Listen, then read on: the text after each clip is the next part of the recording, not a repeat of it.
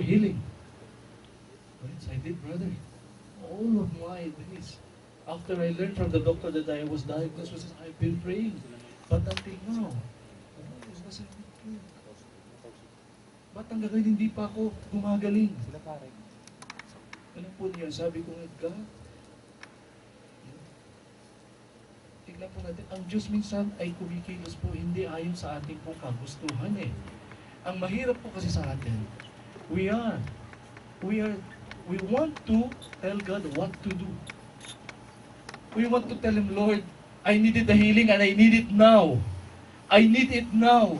What if the Lord say, okay, you have a cancer stage 4 but you will not die 5 years from now?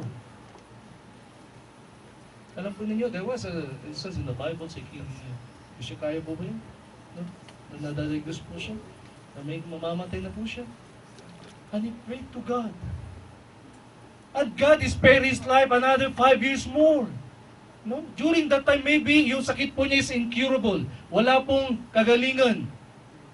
But just right now, pag sinabi pong you are diagnosed with an HIV, ang darating na po sa isip mo, ang makukonklud mo kagad, kalas. Wala ka na. Wala pa pong nakakadiskubre ng sakit ng HIV ngayon, yung AIDS. Hindi po ba? Parang ganun po siguro yun. Even cancer. Well, some of the stages ng cancer ay nagagamot na po ngayon. Ikaw ay nasa tumor stage pa lamang, stage 1 maybe. Pero pag sinabing stage 4 ka na kapatid, ibang usapan na yung Panginoon. 4 na yun eh. But God said, I am the God of the impossible.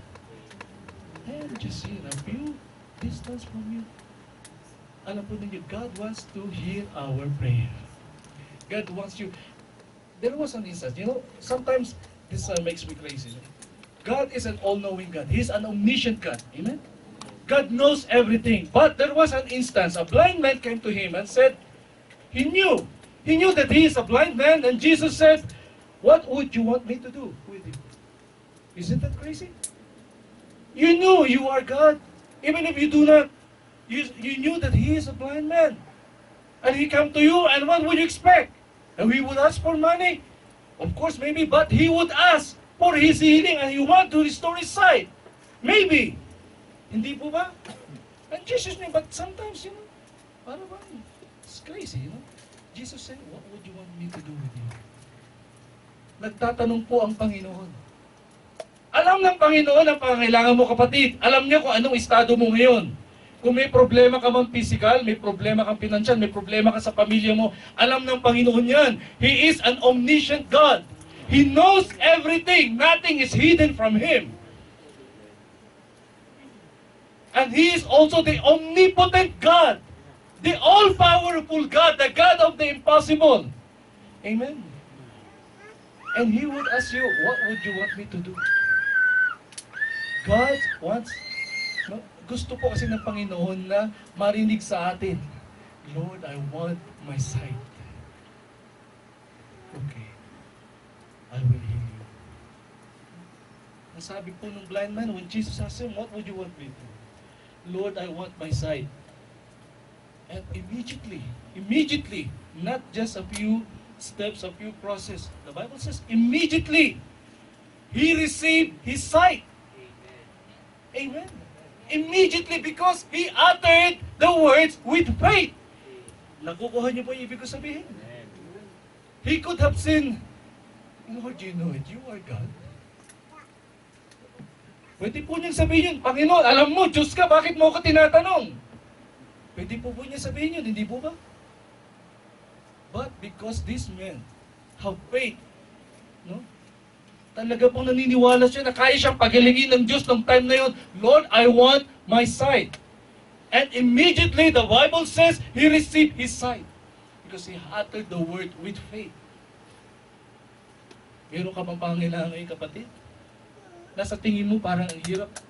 Parang hindi ka matutugon. Parang hindi ako naririnig ng Diyos. Parang wala ang Diyos. Asan kaya? Para bang, ano ba to? Ano ba itong nangyayari sa akin, Panginoon? Ano ba itong nangyayari sa buhay ko, Panginoon, sa pamilya namin, Panginoon? Huwag kang magtaka, kapatid. Do not ask God why. Do not ever ask and tell God why. Rather, brothers and sisters, you tell God how. How would I know and how would I understand, Lord? How would I know and how could I understand your will? Do not ask God why. Wag po nating tanungin ng Diyos bakit. Because when you begin to utter this word, these three letters, why? It is already the beginning of your downfall. Because when you start to ask why, ang susunod po doon is doubt. Immediately doubt will come. Why? Kasi po nagtanong ka na eh. Sinasabi na ngayon sa iyo ng diablo, the devil will tell you, isn't your God a powerful God? Then why cannot heal you? Then why can He not bless you? Susugsugan ka na po niya. So do not ever utter. If you are in such a situation, kung may problema ka kapatid, may pangangailangan ka, ang tanong mo sa Panginoon, paano ko malalagpasan ito? Paano ko makukuha ang kagalingan o ang kalooban mo? Tulungan mo ako. Huwag mong tanungin ng Diyos bakit. Kapatid. You should ask God, I want my sight. Just say what is in your heart. Because out of the abundance of the heart, the Bible says, it speaks. If you have faith in your heart, that's what the Lord wants. He wants to hear your faith. He wants to hear your faith and see your faith. Sometimes we are being hindered by the devil. He would say, your God is not listening. See? You have been praying for so long, but where is your God? Yun po sinasabi ng diablo. But the Holy Spirit will say, ang sabi po ni Jesus, when I go, do not worry. Do not be alarmed. I will send you a comforter. He will teach you whatever you need to know. No?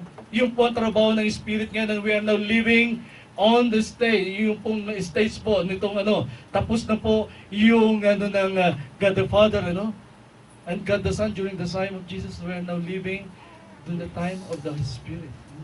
It's everything that is happening right now is with the work of the Holy Spirit. Amen. Because we are now in the last days. Amen. Nasa dispensation na po tayo. We're now living in the dispensation of the Holy Spirit. We need to trust God. No? The Bible says, be careful, brothers and sisters. No? Ang sabi po nun, if you sin against God, okay, it will be forgiven.